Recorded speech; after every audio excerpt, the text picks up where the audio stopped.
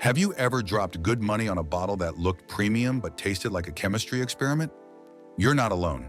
The whiskey aisle in America is full of overrated bottles with beautiful labels and zero soul.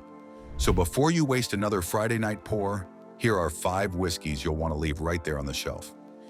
Number 5, Crown Royal Peach. Crown Royal Peach looks innocent enough. Pastel bottle, smooth branding, sweet aroma that screams summer. It even sells out fast every spring, popping up on TikTok and poolside bars. But beneath all that hype lies a sugar-saturated blend that barely qualifies as whiskey. The first sip tastes like candy syrup poured over watered-down grain alcohol, and the finish is sticky rather than smooth. Instead of that comforting oak warmth you expect from whiskey, you get cloying sweetness that coats your tongue and refuses to let go. Crown Royal built its empire on balance and craftsmanship. The original deluxe is mellow, slightly spicy, with a soft vanilla finish. Peach, on the other hand, sacrifices that subtle complexity for artificial flavoring. There's almost no barrel presence, just a sugary rush followed by a faint, metallic echo of alcohol. Over ice, the flavor fades quickly, leaving what feels more like peach soda than whiskey. In cocktails, it dominates everything else, muting bitters, citrus, or vermouth beneath a wall of artificial fruit. That's why seasoned drinkers avoid it unless they're making novelty shots or party punches.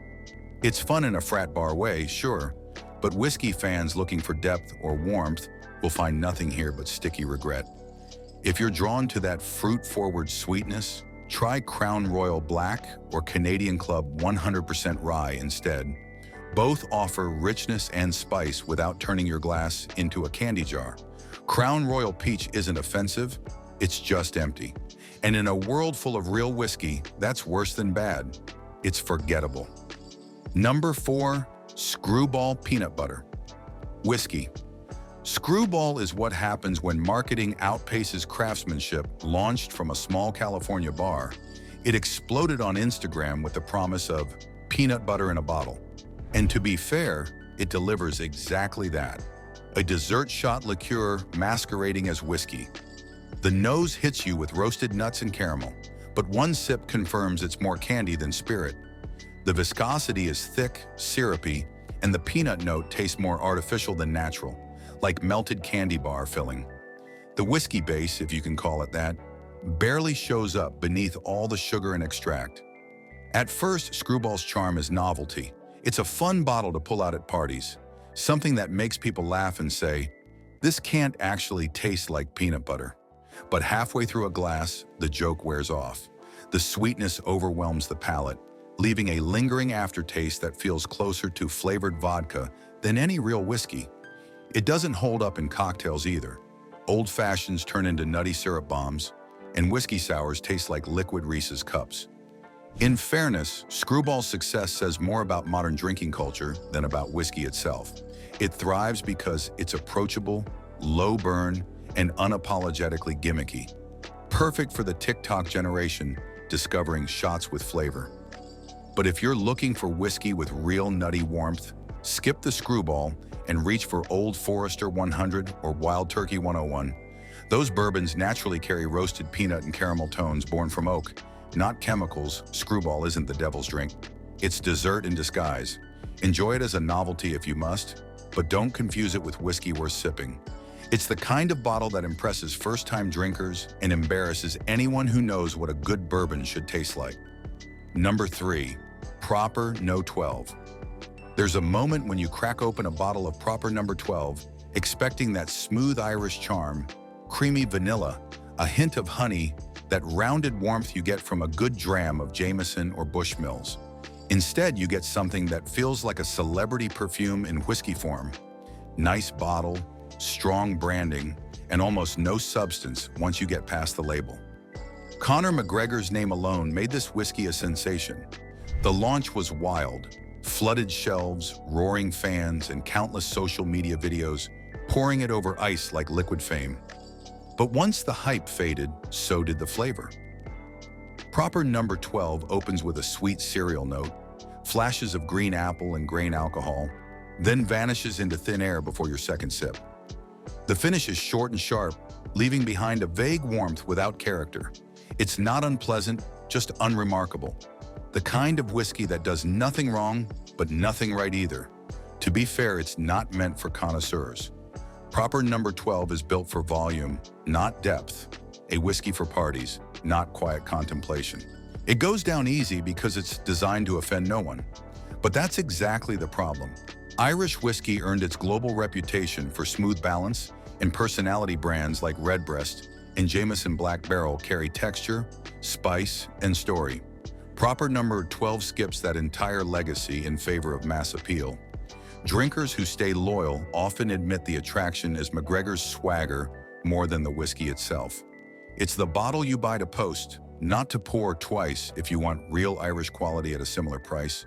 Grab Bushmills Black Bush for a richer malt blend, or Teeling Small Batch for a layered finish. Proper number 12 is all hype with half a heartbeat, an entry-level dram that mistakes celebrity shine for Irish soul.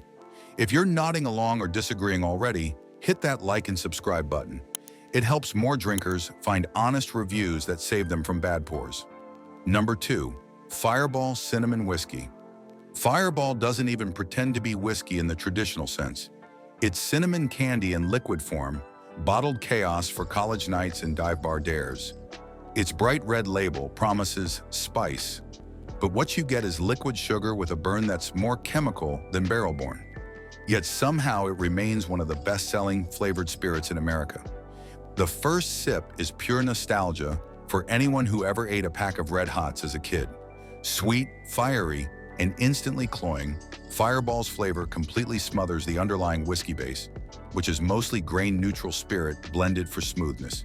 Not for taste, it's engineered to hit fast, disappear faster, and leave a sticky aftertaste that lingers long after your tongue has surrendered. On ice, it doesn't mellow, it just turns into cold cinnamon syrup. The truth is, Fireball's success isn't about flavor, it's about psychology. It makes whiskey accessible to people who don't like whiskey. It's friendly, predictable, and safe. You can take shot after shot without wincing, and that's the entire business model. It's not meant for sipping, pairing, or appreciating. It's a party tool, engineered for reckless fun and quick regret. But when judged against real whiskey standards, grain character, aging, barrel influence, and finish, it fails on every count. There's no oak depth, no spice complexity, no evolution of flavor. It's a cinnamon liqueur pretending to sit with the grown-ups. Serious drinkers usually keep it at the back of the cabinet for one reason only. It mixes well in holiday punches, where subtlety isn't required. If you want real heat, skip Fireball and reach for a high rye bourbon like Bullet or Wild Turkey 101 Rye. Those deliver genuine spice, the kind born from grain and wood, not candy extract. Fireball might win the party, but it loses the tasting room every single time. It's whiskey in name only, sweet, loud, and utterly hollow once the sugar fades. Number 1, 10 High American Whiskey. If Bottom Shelf Regret had a mascot, it would wear a 10 High label. This bottle has haunted convenience stores and discount liquor aisles for decades, usually sitting between a plastic jug of vodka and something labeled Kentucky style. The price tag is tempting, under $10, $15 in most states. And for a moment it whispers, how bad could it be? The answer, very. 10 High once carried some pride. It was originally a proper straight bourbon from Heaven Hill, distilled and aged in new charred oak barrels. But when the formula changed to American whiskey, everything good about it vanished. Today's version is a blend, part bourbon, part grain, neutral spirit, essentially watered-down whiskey cut with industrial alcohol. The result? Thin, harsh, and alarmingly sharp on the nose, with the faintest ghost of vanilla buried beneath a wave of ethanol burn. The first sip feels more like punishment than pleasure. There's no structure, no smooth caramel body, no oak finish around the edges. Just a quick flash of heat followed by bitterness that clings to the back of your throat. Over ice, the flavor disappears almost instantly, replaced by metallic aftertaste. Mixed into cocktails, it still finds a way to ruin the balance, turning an old-fashioned into something that tastes like orange peel soaked in paint thinner. To be fair, 10 High sells because it's cheap, consistent, and available everywhere. It fuels countless hunting trips, frat parties, and poker nights where the goal is quantity, not quality. But if you're drinking whiskey for flavor or dignity, this isn't it. Spend $3 more and grab Evan Williams Black Label or Benchmark Bonded. Both are real bourbons full of oak, spice, and the kind of vanilla sweetness that reminds you whiskey can be warm, not wounding. 10 High isn't evil, it's empty. It's the ghost of what bourbon used to be before accountants outnumbered distillers. And once you've tasted better, you'll never make eye contact with that bottle again. Take a breath, maybe a sip of water. Your taste buds deserve a break after that lineup. We've dragged the worst offenders off the shelf, but redemption is coming. Up next are 3 bottles that prove whiskey doesn't have to be expensive or exotic to taste right. Smooth, balanced, and worth every sip. Let's clean the slate and start fresh. Number 3, Monkey Shoulder. Monkey Shoulder is what happens when tradition gets a remix. A Scotch that refuses to act stuffy, yet delivers enough craft to please seasoned drinkers. The name sounds playful, and that's deliberate. It was born from a blend of 3 Speyside single malts, Glenfiddich, Balvenie, and Kinninvie, each known for its mellow, honeyed character. The result? A whiskey that bridges old-world craftsmanship and modern-day approachability, making it one of the most versatile bottles on U.S. shelves. Pop the cork, and the first aroma hits soft and warm. Vanilla cream, toasted malt, and a whisper of citrus peel. It doesn't slap you with smoke or peat. Instead, it welcomes you in. On the tongue, it's smooth and layered. Honey, dried apricot, oak, and just enough spice to keep things interesting. There's weight to it, not heavy, but satisfying. A whiskey that coats your palate rather than burning through it. What really makes Monkey Shoulder stand out is its balance between sipping and mixing. It's one of the few scotches designed to perform in cocktails without losing character. In a Rob Roy, the malt sweetness shines through the vermouth. In a whiskey sour, it blends seamlessly, offering depth without bitterness. You can drink it neat, on the rocks, or in a crafted cocktail, and it'll still taste like quality whiskey, not an afterthought. The brand's marketing embraces this duality. Monkey Shoulder is Scotch for the new generation. Unpretentious, modern, a little cheeky. You'll find it behind bars from New York to Los Angeles, stocked by mixologists who know exactly what they're pouring. It's approachable enough for beginners, yet refined enough that veterans nod in approval. At around $35 to $40, it sits right in that sweet spot where price meets substance. No gimmicks, no celebrity backing, no artificial flavoring, just classic Speyside smoothness, bottled with personality. Monkey Shoulder doesn't need to shout to be heard. It just lets the whiskey do the talking. It's proof that Scotch can be fun, flavorful, and still incredibly well made. Number 2, Evan Williams. Bottled in Bond. Evan Williams Bottled in Bond is the kind of bourbon that makes you double-check the price tag because it drinks like something twice as expensive. Made by Heaven Hill, the same distillery behind Elijah Craig and Larceny, it sits quietly on the shelf. No flashy bottle, no fancy cork. Just that old-school white label and a promise stamped right on the front. Bottled in Bond. And for bourbon lovers, that phrase still means something. By law, bottled in bond whiskey must come from a single distillery, a single distilling season, aged at least 4 years, and bottled at exactly 100 proof, no shortcuts, no blends, no tricks. That discipline shows in every sip. The nose opens with rich caramel, toasted oak, and a hint of vanilla bean. The first taste brings a bold hit of corn sweetness, balanced by cinnamon, nutmeg, and a slow-building oak spice that lingers beautifully. The higher proof gives it structure, not just heat, but depth. This isn't a bourbon that hides behind mixers. It shines neat, opens up with a splash of water, and dominates in an old-fashioned the flavors don't wash out. They stand tall. There's body here, chewy and warm, with that signature Heaven Hill nuttiness. It's the kind of whiskey you pour for a friend and wait for them to guess the price. They'll always shoot too high. What makes Evan Williams Bonded a standout is its honesty. It doesn't chase trends or rely on limited releases. It's consistent, accessible, and real. The bourbon equivalent of a well-worn leather jacket that still looks sharp after years of use. It carries the working-class soul that built Kentucky whiskey, delivering flavor without pretense. At under $25 in most states, it's arguably the best value bourbon in America. You get foolproof flavor, traditional craftsmanship, and an identity rooted in authenticity. No gimmicks. Just a reminder that great whiskey doesn't need to scream, it just needs to taste right. Evan Williams, Bottled in Bond, is proof, literally, that quality and affordability can share the same bottle. Number 1. Wild Turkey 101. Wild Turkey 101 isn't just a bourbon, it's a statement. The kind of whiskey that reminds you why America fell in love with bourbon in the first place.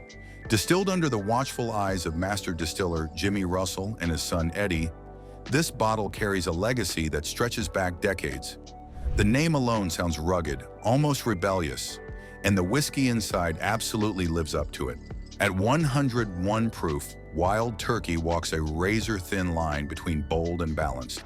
The nose greets you with caramel, vanilla, and a flash of orange zest, followed by that unmistakable Kentucky oak. Take a sip, and the first thing you notice is structure. It grips your palate with real presence. Sweet corn and toffee at the front, cinnamon and nutmeg at the mid-palate, then a long, slow fade of charred oak and pepper that refuses to leave quietly. There's fire here, yes, but it's disciplined fire, the kind that warms rather than burns. Unlike many modern bourbons that chase smoothness at the cost of character, Wild Turkey 101 proudly keeps its edges.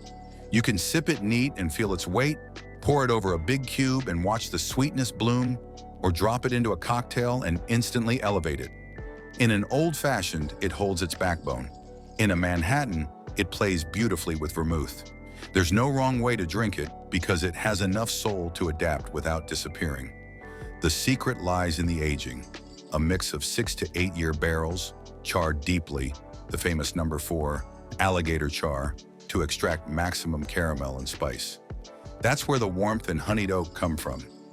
Every bottle of Wild Turkey 101 carries that deep toasted signature that other brands try, and usually fail, to imitate. At roughly $25 to $30, it's the working man's premium bourbon, strong enough for the seasoned drinker, accessible enough for beginners.